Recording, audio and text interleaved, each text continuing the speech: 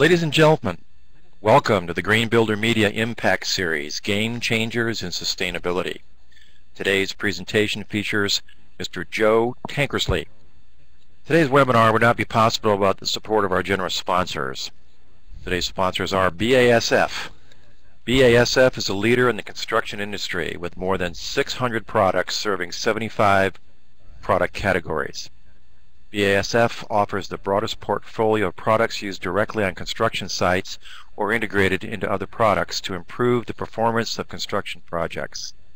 BASF is also a global leader in sustainability and corporate social responsibility, committed to constant improvement in safety, protection of health, and environmental conservation.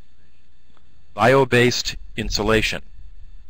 Bio-based insulation spray polyurethane products help to lessen the environmental impact of residential and commercial structures by sealing and insulating in one step. Bio-based insulation integrates rapidly renewable ingredients as replacements for a portion of the petroleum in many of their insulation products without hindering performance, and has replaced chemical blowing agents with water. Boral.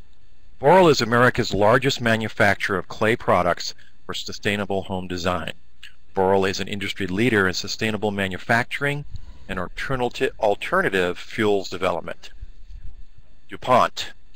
DuPont puts science to work by creating sustainable solutions essential to a better, safer, healthier life for people everywhere. DuPont is focused on dynamic science that generates real-world solutions. That's why DuPont is at the forefront of building science, with brands you can depend on, like Tyvek, Century Glass, Corian Solid Surfaces, Zodiac Quartz Surfaces, and Kevlar. Green Builder Coalition. The Green Builder Coalition is working to improve the sustainable attributes of new and existing buildings through education, information, and advocacy. For more information, log on to www.greenbuildercoalition.org. Schlage. Schlage is the leader in home security and hardware products, offering innovative new solutions like wireless and mobile security to help build the homes of the future. Trane. Trane is the leader in creating and sustaining safe, comfortable, and energy-efficient environments, offering innovative HVAC products and services and solutions for residential and light commercial systems. Ladies and gentlemen, welcome. My name is Butch Gaudette, and I'm pleased to function as your facilitator for today's session.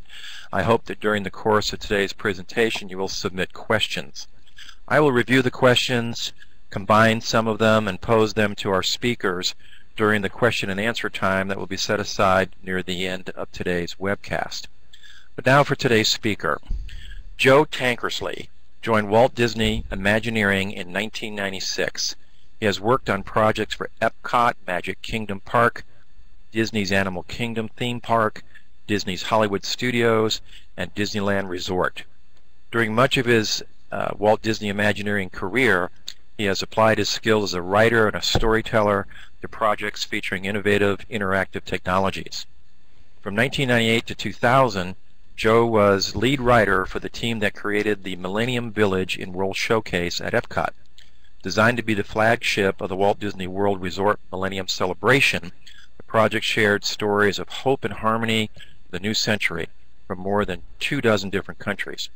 During its 18-month run, Millennium Village was awarded a THEA, the highest honor in the theme park industry, for its innovative blending of storytelling and interactive experiences. Since 2002, Joe has led creative teams developing new projects for innovations at Epcot. With these teams, he has continued to explore the boundaries of interactive storytelling and experience. A unique feature of these projects has been the commitment to combine great entertainment with important themes like financial literacy, fire safety, and natural disaster preparedness. Prior to joining Walt Disney Imagineering, Joe was a screenwriter and media producer. His projects covered a wide range of topics in media, from documentary and feature films to educational and public broadcasting programming. Joe graduated from Emory University with a BA in literature and the Florida State University with a master's degree in mass communications. Also joining us today is Mr. Ron Jones, founder and president of Green Builder Media. Gentlemen, please begin. Butch, thank you so much, and welcome everybody. We're really excited to be talking with Joe Tankersley today from Walt Disney World. Joe, I just don't know where to start. I'm so excited to talk with you about the art and science of storytelling, and this is a great place for us to kick that off, especially since we have a joint project that we're working on at Epcot that I'm sure you'll talk about a little bit.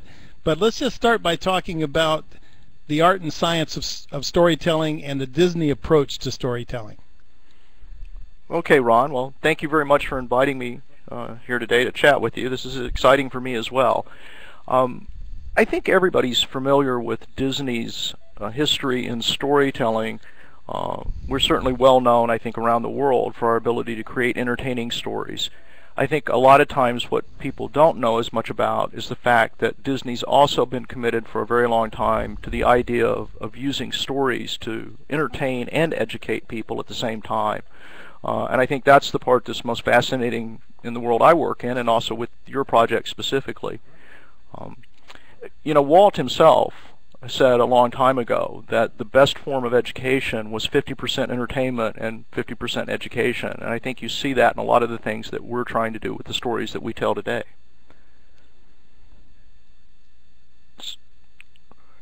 So Ron, where do you want to go from there? How about, well, let's talk a little bit about how stories work and also why they work. I know that there's a real deliberate process that you go through in order to be able to share a message, and I think it's particularly important to those of us who have been trying to advance the story of sustainability, and we've had mixed results, so I think we could learn a lot from the success that you have. Okay, that's a fair question. I think the question of how stories work is one that a lot of people have spent a lot of time trying to understand, and it may come down to we really truly are genetically predisposed to think in terms of story. It's certainly, if you go back in our history, it's what has kept us alive, and long before writing. You know, there was the stories told around the campfire. That's how you communicated and educated the youth. That's how you taught them, you know, not to get eaten by the lions and tigers. And it may be that we just have so much experience with that there's some kind of hardwiring that just makes stories work better for us. When you talk about a tough topic like this one, sustainability, the real value in stories comes in two areas. The first is that a story takes an incredibly complicated topic and simplifies it. And because there's a structure to all stories, I mean, once you get into a story, you get to the final outcome by a series of logical steps that are logical within the story that you're telling. And anytime you have a complicated topic like sustainability, it's a great way to simplify that so that people can get the meaning without having to get lost in the details. And I think one of the problems that often happens with people who are talking about sustainability is they get lost in the details. There are a lot of facts, there's a lot of information that we can communicate to people, and those facts can be overwhelming sometimes, and it's the story that gives it a structure so that you really get to that deeper meaning. The other thing is that when we're talking about sustainability or really any big sort of topic of change, you're usually asking people to think about changing what they do. And often we believe that the best way to create that change is if we just give them all the facts. If they just had the information, then certainly everybody would make the right choice. But there are a whole host of examples of where that hasn't really happened in life. What really happens is people make changes for the better when they can begin to see what that future might be that's going to be better that they're changing for, when they can begin to see an aspirational image of what will happen if they do make changes, because change is simply very hard. And so anytime you create a story, you begin to create a personal approach, and then I can begin to have some kind of relationship to what the message is, and I can begin to see how it really is going to affect my life specifically. So I think to kind of summarize that piece of the puzzle, the reason stories work is because they make ideas personal. and they let us see what our role might be in this future that we're trying to create most of the time. And I think that's an important reason why people resonate with them. And it's also a way to practice. It's a way to, at least in your mind, say, oh, I see now how this is going to work. And it takes away some of that confusion. So I think that's an important piece. Of course, the other thing to think about in terms of telling stories and stories about sustainability is you can tell lots of different kinds of stories. I think anybody who's familiar with the Walt Disney Company knows that we specialize in stories that are positive. Stories that are uplifting, stories that will somehow enlighten people and empower them. And I think that method, that model, has a lot of applicability to this particular topic. You know, the environmental movement has been around for at least 50 years. And for most of that time, the focus was on telling stories that, you know, quite frankly, were pretty negative, pretty much doom and gloom. Even today, we like to show the image of the polar bear, you know, suffering on the little ice floe as it starts to melt away. And while that's impactful, and while it's serious, and a big issue that we're talking about, it's not necessarily the most effective way to get people to engage and change. What we have found through the stories that we tell is that if you can create a positive story, a story that focuses on all the attributes, advantages, and sometimes even unexpected advantages that come about from the change you're talking about, that you do three things. You start out by entertaining people, and that's of course what gets them engaged, gets them to say, okay, I'm going to set aside the troubles and trials of my everyday life, and I'm going to think about this topic for a few minutes. And in that story, if you can enlighten them a little bit, which is really sort of, hey, here's some things you might not have thought about before, or here's ways to look at the world that are different than the way you looked at it before, that leads to the third step, which is that you empower them. You give them the ability to see themselves as heroes. And once people see themselves as heroes in a story, then they can begin to see how they might take those actions in real life. Or at least that's always our hope when we create these positive stories, Ron. Is this what you refer to when you describe it as the immersive environment? Well, that's kind of another layer in terms of the type of experiences that we create here at Walt Disney World.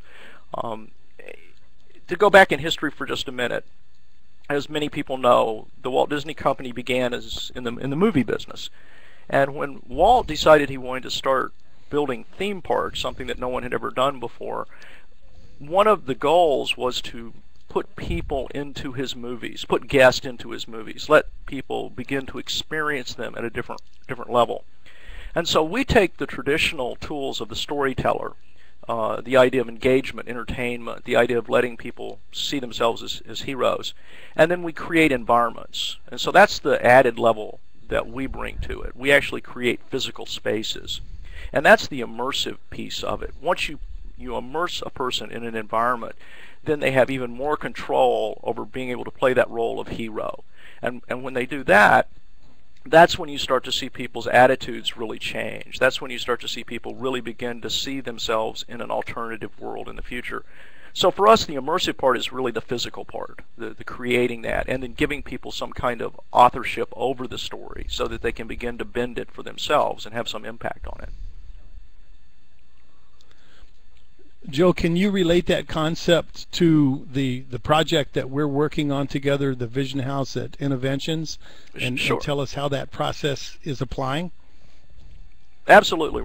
Well, the Vision House at Innoventions at Epcot is the new project that, as you said, we're working on with you guys, and we're really excited about it because it does two things.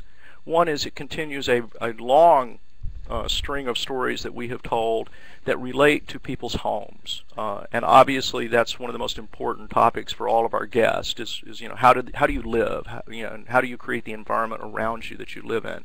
That actually, those stories about your environment and particularly the future of your environment go all the way back to the original Disneyland, and they've always been a part of all of our parks somewhere, some story about that. In Innoventions, which has been open for about 15 years now, we've always had some representative of the house, and we've had ones that talked about technology, and we've had ones that talked about different forms of lifestyle. But really, for the last few years, we've really been looking for that right match to create a project that talks about sustainability in your built environment.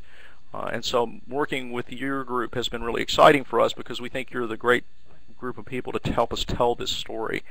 And so what the Vision House is, or will be, is actually an immersive experience where guests will be able to tour through a home that we're building with you and your partners that will showcase in a entertainment and story setting how people might live, how they might build their environment that's more green, more energy efficient, better choices in different products that they want to bring to all of that. Now, you could do that as a trade show, and certainly many people have. The difference with the Vision House is that we're going to tell you a story just like we do everywhere else. We're going to introduce you to some characters.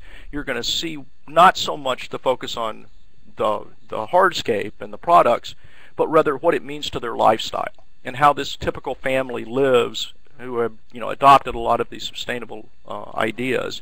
And that's the part that I think is going to be so exciting for most of our guests. Joe, from a very broad perspective, why is sustainability relevant to Disney, and what changes have you seen in the approach to sustainability over the decade and a half that you've been involved there? That's a great question. I think, so once again, I sort of answer it by going way back in time. Back in the days of Walt Disney, the company even then had a real commitment to promoting conservation. Walt was a big fan of nature. Some people may remember the True Life Adventure series that he started, which were some of the earliest wildlife and conservation-focused documentary films. And so there was always an interest in promoting green spaces and promoting the environment. Walt Disney himself was an early environmentalist, although I don't know that he would have used that term. But he certainly made note on a number of occasions that protecting our environment was critical to our success and our future. Like all large companies today, we take sustainability and environmental issues very serious because they have a significant direct impact on what we do. I think everybody has finally figured out that being energy efficient and recycling and being sustainable, affects the bottom line. And so there's a real simple business reason for doing that. Ever since I've been here, we've had a real focus on that as a company, obviously at a level way beyond what I do on a day-to-day basis. But because we're Disney, we like to make up words for things. And so we call our environmental focus environmentality. And that program's been in place now, I think, for nearly 20 years. And it represents all of the environmental efforts that the company's involved in. It's really interesting. We've got a fairly extensive recycling system here at Walt Disney World. We use a lot of, we reuse a lot of stuff, including food waste and all sorts of other things. And when you start to think about how large we are and how many people visit here, you realize that we have huge opportunities in that area. And so we're really capitalizing on that as much as possible. Beyond that, it really is part of the larger corporate responsibility strategy to be a good green citizen, because it's an important part of to play in the world, and so we do a lot of the same kind of efforts that you see a lot of people doing. But I think what's unique about our efforts really is our ability to be involved in telling the stories and starting the conversations. As you know, Ron, we have a whole park, Disney's Animal Kingdom, that's dedicated to wild animals and conservation of wild spaces, which is a fabulous way to introduce to our guests the idea of the importance of keeping as much of nature wild and pristine as we can in order to protect the diversity of species and in order to protect all of these special places. And then even with a project like the Vision House, has been a great way for us to continue that conversation where we raise the questions, start people talking, and that's really, I think, what we do that's unique in terms of our commitment to the environmental movement. Joe, taking it from the macro then back down to the micro level, let's talk a little more about the Vision House at Innoventions and the storytelling, which is centered around a family that Disney has created, a family that occupies and operates this space. What can you tell us about that? Well, I think in typical Disney storytelling style, in some ways they're an every person family. They're going to represent what we see as an interesting composition of many families today. It's multi-generational. We see more and more active senior citizens who play an active role in really driving things like the movement toward environmentality and the green movement. So we wanted to represent that. So that was one of the characters who will be represented in the family. At the other end, we see a lot of movement with the younger generation. You know, it's interesting. Today's teenagers are probably one of the first generations that environmental issues have always been a part of their life, and they're taught that in school. They talk about it from a very early age. And as a result, I think we're seeing a real change in terms of ingrained perceptions. People just assume that we need to be more environmentally conscious. So another member of the family will actually be a young teenage girl to represent that spectrum of the storytelling. And of course, if you're talking about youngsters, teenagers or even younger, and you're talking about any topic, you're talking about the use of technology. So she'll represent the idea of using technology and how that ties into telling a green story and sharing the green story with other people. And then, like most Disney families, we've got a mom and a dad, and they represent, I think, sort of the typical folks that you would run into. Busy, a lot of things on their plate. In this instance, they happen to be people who are engaged in this particular area of expertise, and so they're able to tell the story better than other people. But the point we're trying to communicate is anybody could be like this family, and that they will have a lot of things in common with all of you. And of course, I think it's important, Ron, to point out that the family also has a dog, and I believe the dog has a lot of similarities to your own puppy dog. I think that at last the Rounder is going to become world famous, and I'm so happy about that. I think he's an interesting and integral part of the story, and part of the structure that you talk about, because as you pointed out earlier, the three main elements are to entertain, to enlighten, and empower.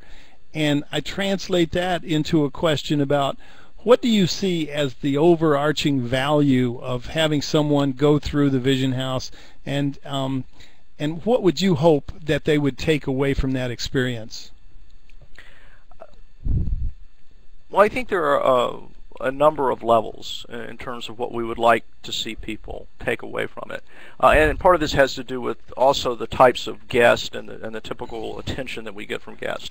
There will be the guests who are what we would call our deep divers, and they're the ones who want to know all of the information about everything.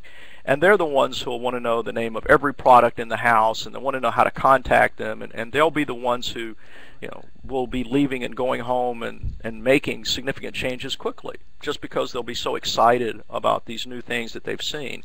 And they'll really study, and for that guest, this is really just a continuation of a learning process. For many other guests, it's a lot of the, I've heard about this before, but I didn't really know a lot about it.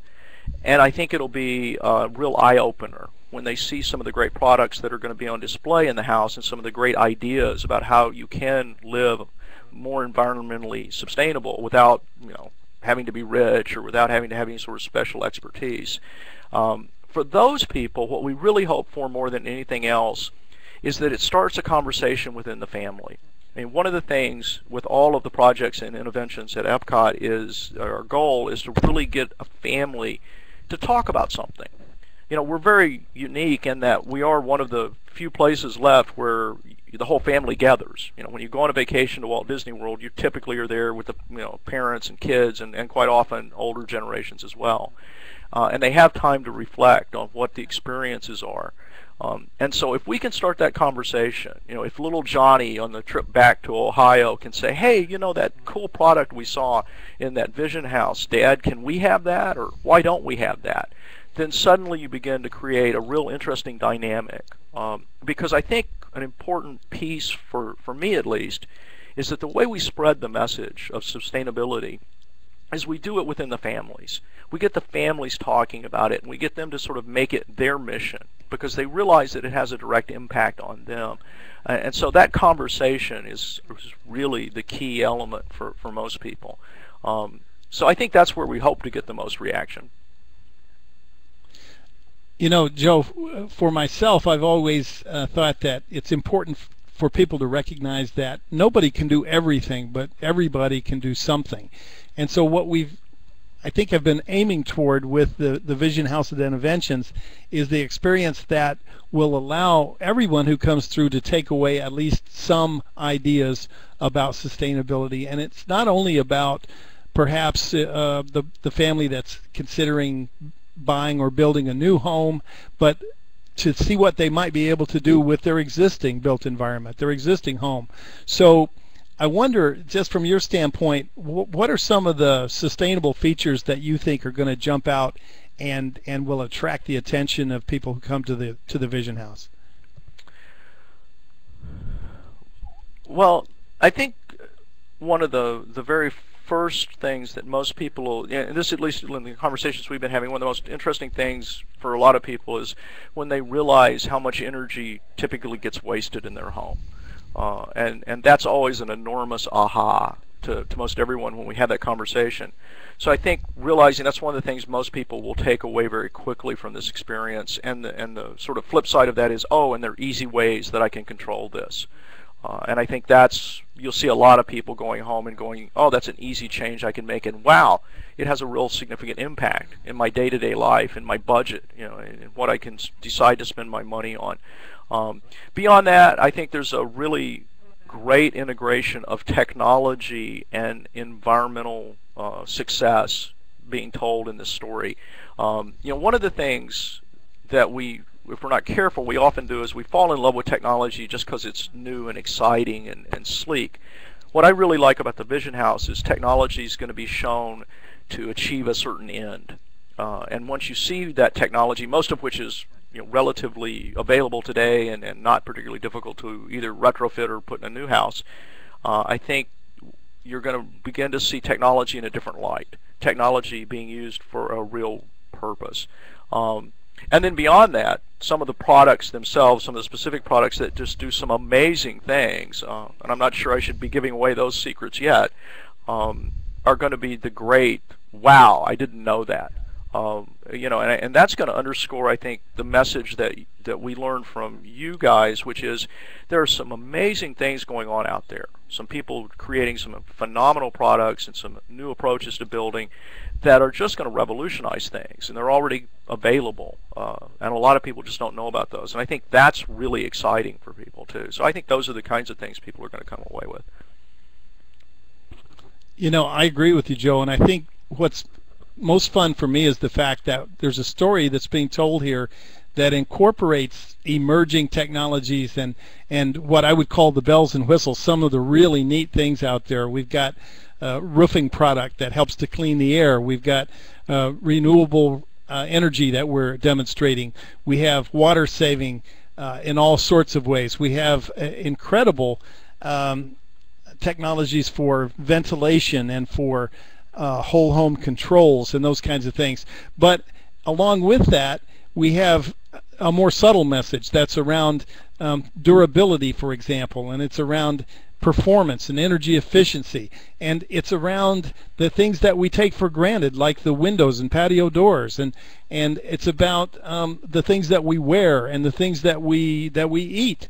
And so there are so many small parts that fit into this big puzzle that help to provide the platform for some of the really sexy things that we'll display there too.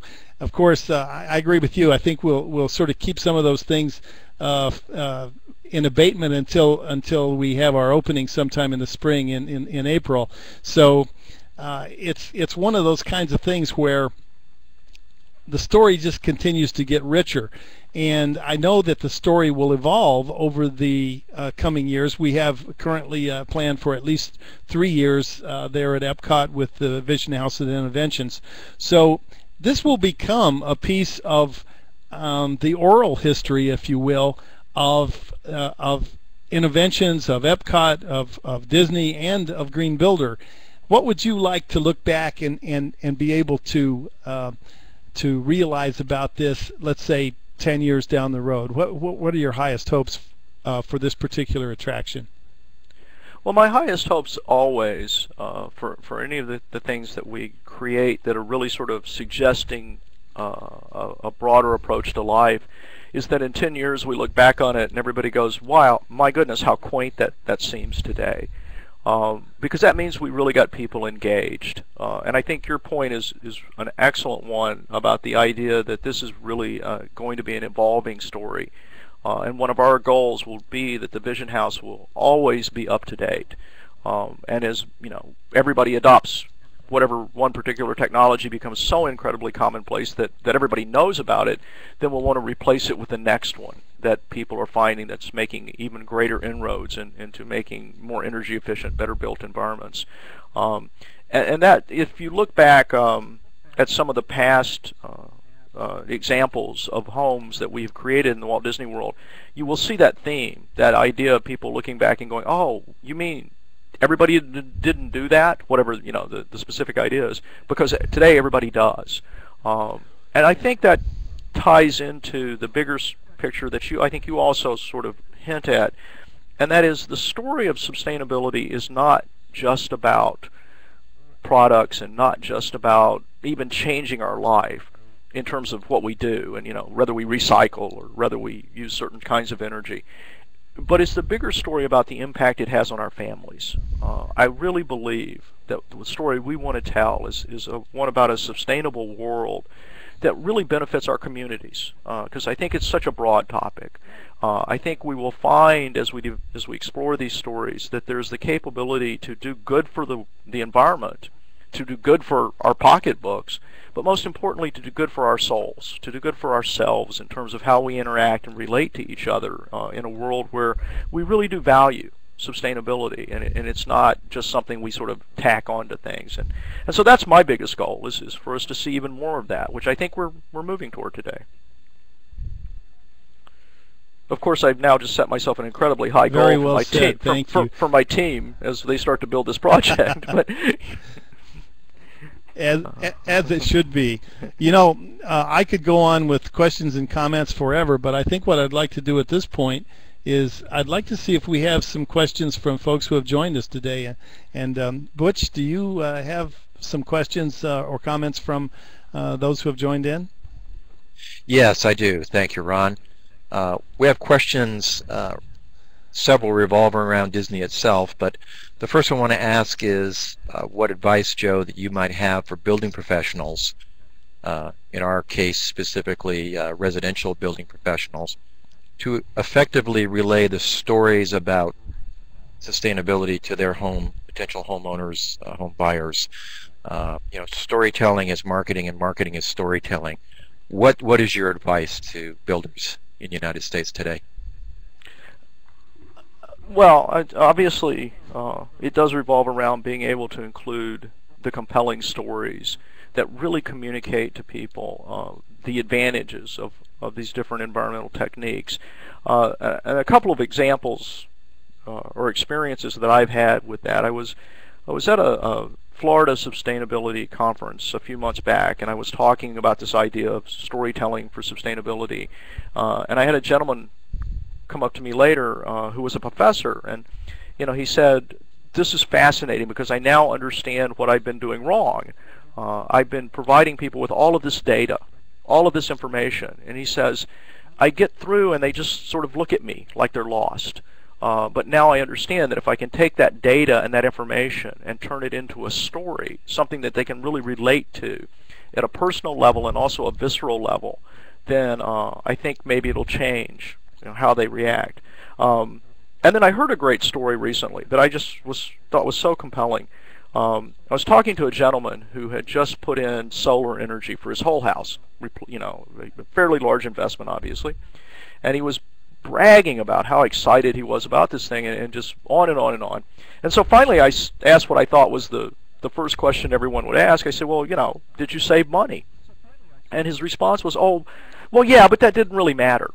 What was exciting to him was the fact that he was being able to do something new, doing something that he knew had a payoff.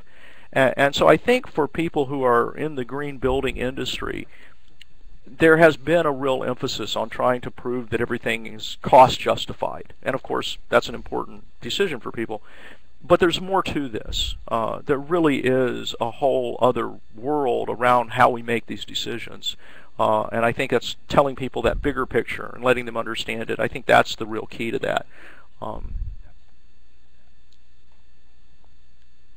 Thank you, Joe. A question actually directed at you, Ron. I think you mentioned it, but a couple of viewers are asking specifically about Vision House, the length of the exhibit. It's multi-year, but how Green Builder and Disney are going to address changes over time to make sure that the home stays current. And also a question came from a viewer asking if this theme being demonstrated at Disney Epcot could or would develop into a community. Well, thank you for the question, and so there are two parts, obviously. The first one is that by design, the attractions, the exhibits at Disney they provide an opportunity to update and to let's say change out product and to put in a new model of a particular system over time. It's something that we would do in different increments. If there's something that is on the surface, it could be done on just about any time that we agreed to, but we'll do a major update on any products and systems that are in the project about a year and a half into its existence. And we do have a 3-year plan currently for the exhibit, and there's no reason to think that it might not extend for another period after that. So we wouldn't want it to become dated and stale. The idea is that we can update and upgrade over time, because new technologies, new products, new levels of performance are constantly emerging. Let's see. Remind me the second part of the question, Butch. Well, without giving away the corporate secrets, someone was so enticed with the appearance of the Vision House and what it's all about. Could this develop into perhaps a Vision House community? Oh, thank you. You know, that's a conversation that we have on a regular basis. The Vision House series, as probably most of you know, is actually predicated on a series of demonstration houses that we have built or remodeled in various parts of the country over the last 5 years. And this is the first time that we have gotten involved in a resort scenario or in something that we would term an exhibit rather than a freestanding actual occupiable structure. But all of those projects, including the Vision House and Interventions, are designed to allow us to take the best results and blend those into future projects. I always have to borrow the phrase from Frank Lloyd Wright when he was asked about his favorite project, and he would invariably say the next one.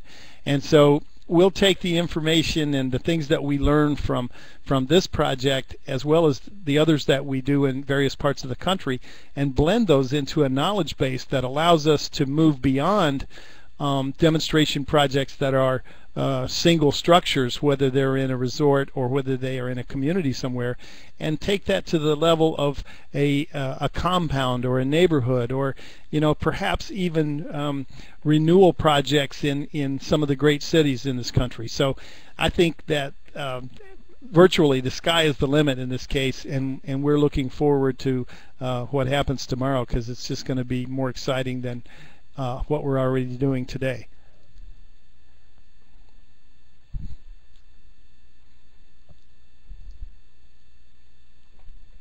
Ron, can you hear me? I can now. Okay, very good. I dropped offline. I'm sure you gave a wonderful answer. I caught the last 3 words as I reconnected, so excuse me for that. I have lost my question and answer screen, unfortunately, but I did make notes on several questions that came in, so I'll address them as I can recall them here as well. Related to the idea of the Vision House at Disney Epcot being more of an exhibit, one of the viewers was asking how it works when you physically visit the house once it's completed. Will it be a walkthrough that's interactive like a museum? How is the story physically told on site? Ron or Joe? Joe, will you take this one?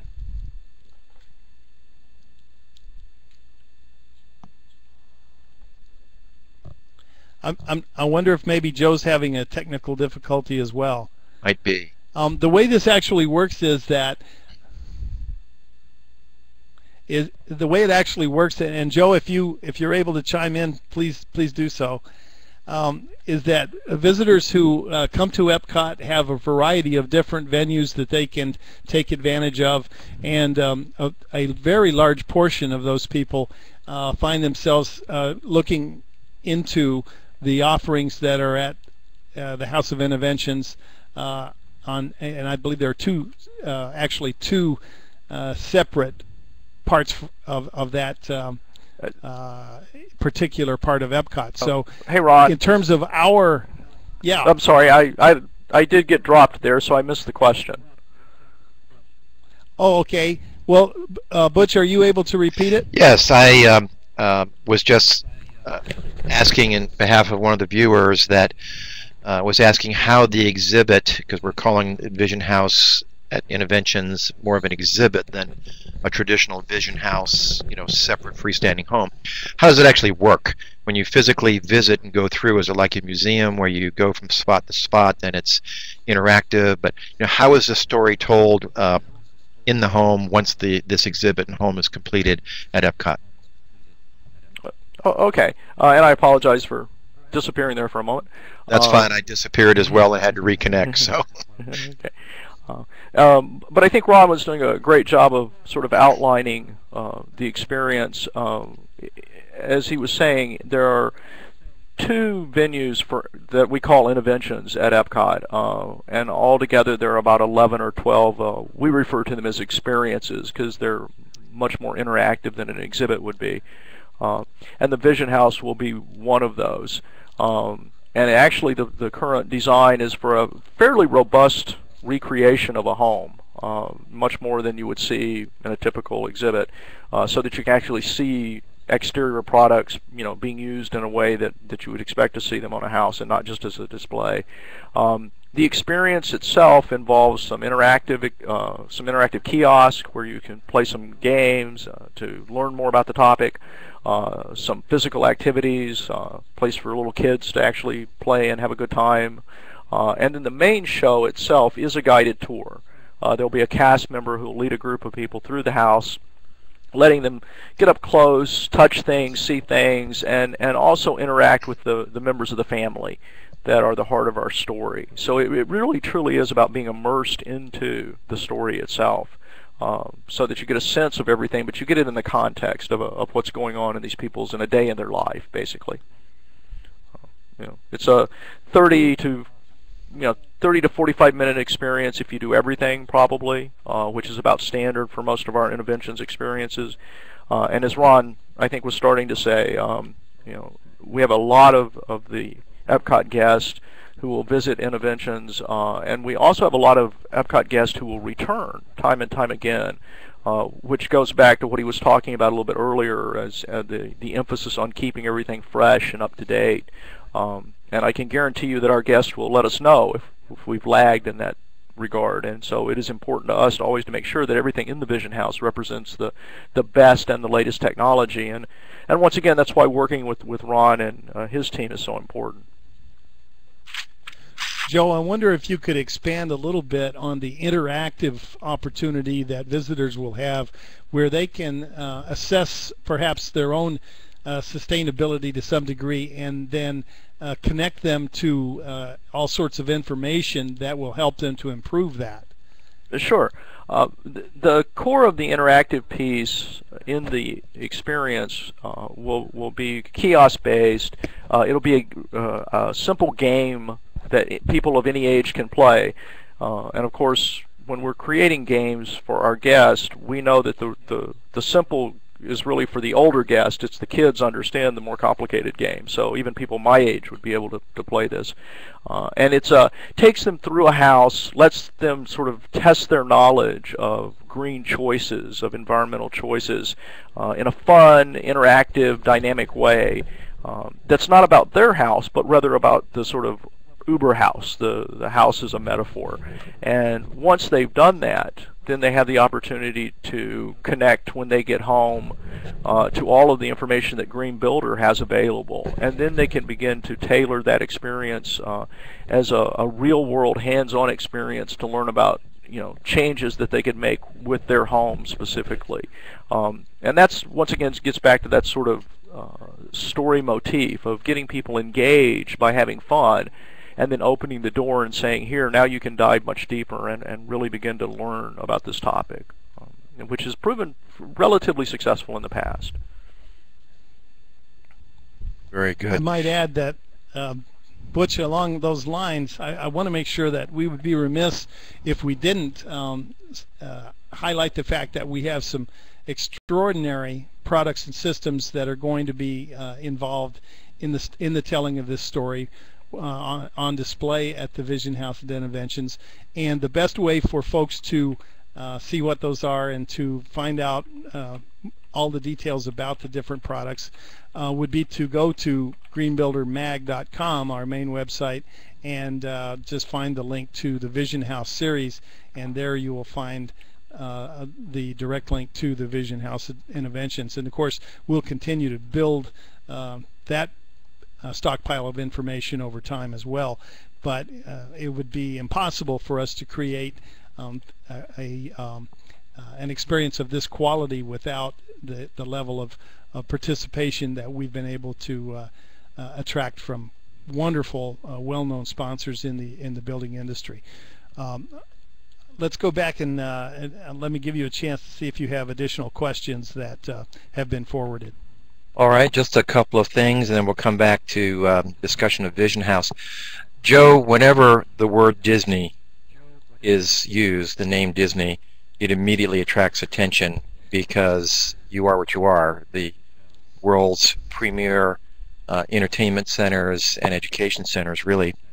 Some of the viewers were intrigued with the Sniglet environmentality, even though it's been around for a while. Many people hadn't heard about it. You talked a little bit about Disney's emphasis on recycling and a bit about waste disposal, but Disney and its theme parks are so huge. Just ask you to share a little bit of what the history may have been and the things you're looking to do, even continuing in the future, as it relates to the high hard ones. You use a lot of water in water theme parks, and are those going to be expanded, and what do you do for water conservation? Energy, we're talking about changing the use of energy in people's lives through storytelling at the Vision House. Obviously that's part of the Disney experience. And of course land. Disney uses a lot of land for these large parks. I remember growing up in Florida myself when Walt Disney World was built, and protecting that land, I'm sure, is key. So if you would give us a little primer on where Disney has been in sustainability, where it's going to be even better than it is today, and then we'll come back and perhaps close out with a little bit more about Vision House. Those are all great questions, and certainly very fair ones. I'm going to kind of cop out a little bit, simply because I don't have the statistics in front of me. And I think it would be unfair for me to respond without the detail of the specifics. What I will do, though, is I will follow up with Ron, and we'll see if we can't share some of those statistics on the Green Builder website, because they are very impressive, and I think that's the best sort of, give you a rounded out answer. I will say that, in general, there's always been a commitment to, maintaining as much of our green space as we can, and that's certainly an important part of all the parks. And there's a lot of other initiatives in terms of recycling and energy that I think are certainly make Disney a leader in this area. And I know that sounds like I'm not answering, but I really do want to get the statistics, and I will get them to Ron, and so visitors can come back and get that information, if that's a fair response. It sounds fair to me. The one thing we didn't mention, Joe or Ron, we're talking about Vision House. It's currently under construction, you might say. No one has said when it opens. When will this be open to the public? Ron, you want to get no? Joe, I'm going to let you take a shot at that. Are we talking about a construction schedule here? No, wait. Right now, and we don't always publish a hard and fast date too early in the process, but right now we're looking at opening around the end of April. That's our goal at this point. And things are well underway in order to reach that goal. All of the products that Ron has mentioned and the great sponsors who are helping us out with that are actually here on site. So we've got our own building process going on right now. And as everyone who's in the building world knows, that's in the beginning stages. Those schedules tend to shift a little bit. But end of April is what we're looking for. Good answer. Having dealt with builders for much of my life, I think that's one of the better answers I've heard. Well, Ron, as I said, I had a bit of a technical glitch, and those are all the Q&As that I can recall. My Q&A block on my computer screen has gone blank on me, so unless you have other questions yourself, Ron, we'll bring our discussion today to a close. Well, I think what I'd like to do is give Joe a chance to just kind of wrap up his thoughts and to thank him for his participation and for the guidance that he's given us and for all the things that we've learned in the process of storytelling, and which are not insignificant. This is much different than the experience that we've had so far in the Vision House series, so it's exciting for us, but it's very rewarding as well. So Joe, any final thoughts that you'd like to share? Well, I would certainly like to build on the fact that it's been a great learning experience for us as well. As storytellers, we're most motivated and most excited about any story that has great potential. And this one certainly does. There's just no question about it. It's incredibly relevant to guests. People are interested in it. I think there's a great positive story in this area. As I said earlier, I think that's one of the most important things that everyone in this community needs to understand is that sustainability is about a brighter tomorrow. And there's an old Disney attraction that talks about a great beautiful tomorrow. And I think Vision House supports that image. And with working with Green Builder particularly has been great. Is that having the knowledge, we've got a partner who's so knowledgeable and really has very high standards for the people that they work with, makes us comfortable that we're going to tell a story that's just going to be exciting for everybody. And so yes, I think it's been a wonderful project, one that quite frankly we've been looking for. We've really been wanting to do for a while, and I think this is a great match. Thanks, Joe. It's a great experience and a great opportunity for us too. And we really appreciate you taking the time to be with us today. Thanks to everybody who joined us today. Any final comments from you, Butch? Yes, thank you, Joe. Thank you, Ron. It's been an interesting hour. I want to thank our viewers for joining us today and remind you that today's webinar and those that have been conducted over the course of the last year are archived on our website, greenbuildermag.com. That's www.greenbuildermag.com. Also, if you, and I'm looking at the names of the attendees on today's list, I recognize lots of names, and many of you will be attending the International Builders Show in Orlando. Green Builder will be there exhibiting February 8th through 11th. So if you'd like to learn more about the Vision House at Disney Epcot, or just more about Green Builder and Green Builder Media, Green Builder Magazine, by all means stop by and visit us. Ladies and gentlemen, thank you for attending today. I hope you've enjoyed the hour, and look for notices on future Impact Series webinars, Game Changers in Sustainability. Have a terrific day.